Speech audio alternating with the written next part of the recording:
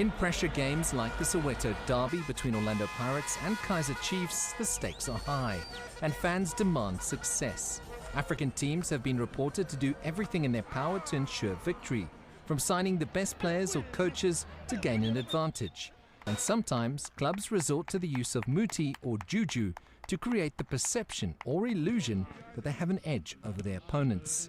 This practice, its effectiveness disputed by some, is commonplace in football leagues all over the continent, including South Africa.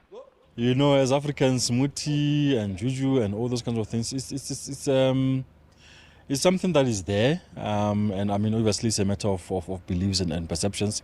We can't be disrespectful to people who believe in the stuff. It's there. In our football, it happens. It has a negative connotation.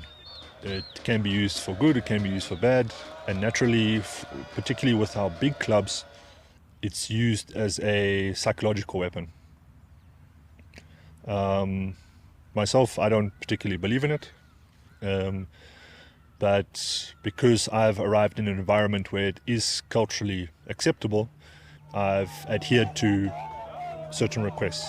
But I certainly haven't believed in it. I've used it, but I haven't believed in its powers, so to speak. The use of muti remains a contentious issue in South African football. Many football clubs will avoid this subject when probed about it, and for many players it's very much part of the game. Whether the controversial practice affects the game or is merely superstition, it is here to stay, regardless if its existence is refuted by those running the clubs. I want to believe that there must be some clubs currently at this current state now who still use it, depending on the beliefs and the belief systems of the owners of those clubs. So it's something that we do speak about it. I don't think said as enough, but definitely something that happens in our football.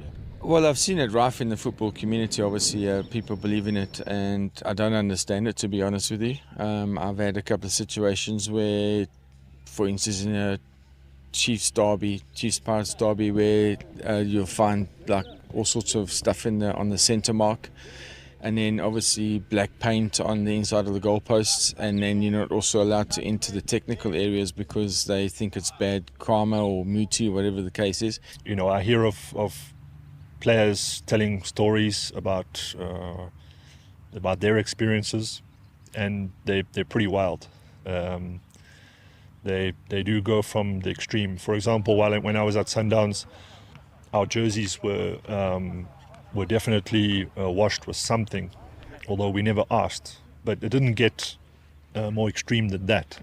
The practice continues in South African football, and although its effects are debatable, with many disputing the power of muti on the team's league position, the existence and role it plays in the culture of the sport cannot be disputed.